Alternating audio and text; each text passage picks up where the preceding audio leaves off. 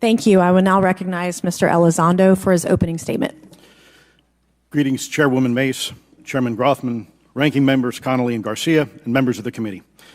It is my honor and privilege to testify before you on the issue of unidentified anomalous phenomenon, formerly known as UFOs. On behalf of our brave men and women in uniform and across the intelligence community, as well as my fellow Americans who have awaited this day, thank you for your leadership on this important matter. Let me be clear. UAP are real. Advanced technologies not made by our government or any other government are monitoring sensitive military installations around the globe. Furthermore, the U.S. is in possession of UAP technologies, as are some of our adversaries. I believe we are in the midst of a multi-decade secretive arms race, one funded by misallocated taxpayer dollars and hidden from our elected representatives and oversight bodies. For many years, I was entrusted with protecting some of our nation's most sensitive programs. In my last position, I managed a special access program on behalf of the White House and the National Security Council. As such, I appreciate the need to protect certain sensitive intelligence and military information. I consider my oath to protect secrets as sacred, and I will always put the safety of the American people first. With that said, I also understand the consequences of excessive secrecy and stovepiping. Nowhere was this more apparent than in the aftermath of 9/11, which many of us remember all too well.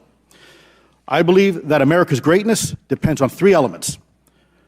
A watchful Congress, B, a responsive executive branch, and C, an informed public. Over the last decade and a half, I learned that certain UAP programs were and are operating without any of these elements. Although much of my government work on the UAP subject still remains classified, excessive secrecy has led to grave misdeeds against loyal civil servants, military personnel, and the public, all to hide the fact that we are not alone in the cosmos.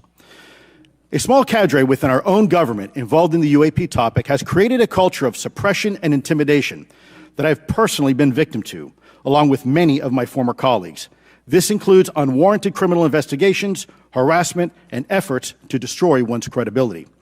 Most Americans would be shocked to learn that the Pentagon's very own Public Affairs Office openly employs a professional psychological operations officer as the singular point of contact for any UAP-related inquiries from citizens and the media. This is unacceptable.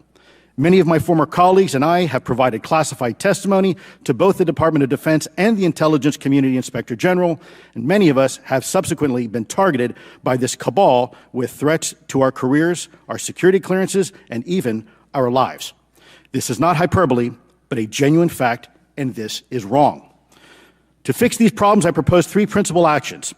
First, Congress and the President should create a single point of contact responsible for a whole-of-government approach to the UAP issue. Currently, the White House, CIA, NASA, the Pentagon, Department of Energy, and others play a role, but no one seems to be in charge, leading to unchecked power and corruption. Second, we need a national UAP strategy that will promote transparency and help restore the American public's trust at a time when the public's trust is at an all-time low. This strategy should include a whole-of-government approach, including the academic and scientific communities, the private sector, and our international partners and allies. Third, Congress should create a protected environment so whistleblowers desperate to do the right thing can come forward without fear. As it currently stands, these whistleblowers suffer because of stigma, a code of silence, and concerns about retaliation. These whistleblowers should be encouraged to come forward in ways that protect them against any forms of retaliation. Policies and procedures should ensure that protection, and for those who refuse to cooperate, it is up to the members of this committee and the other lawmakers to wield their subpoena power against hostile witnesses and prevent additional government funding to those UAP efforts that remain hidden from congressional oversight. In closing, we as Americans have never been afraid of a challenge. In fact, we thrive on them, whether it's eradicating polio or going to the moon.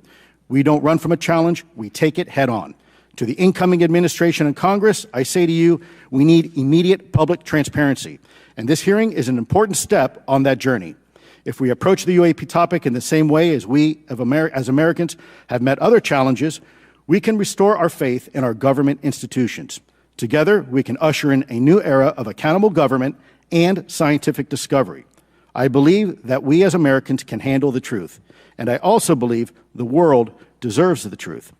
Thank you, esteemed members of Congress, for your time today. It is profoundly appreciated by many. Thank you. I ask unanimous consent for Representatives Ogles of Tennessee and Boebert of Colorado to be waived onto the subcommittee for today's joint subcommittee hearing for the purpose of asking questions. Without objection, so ordered.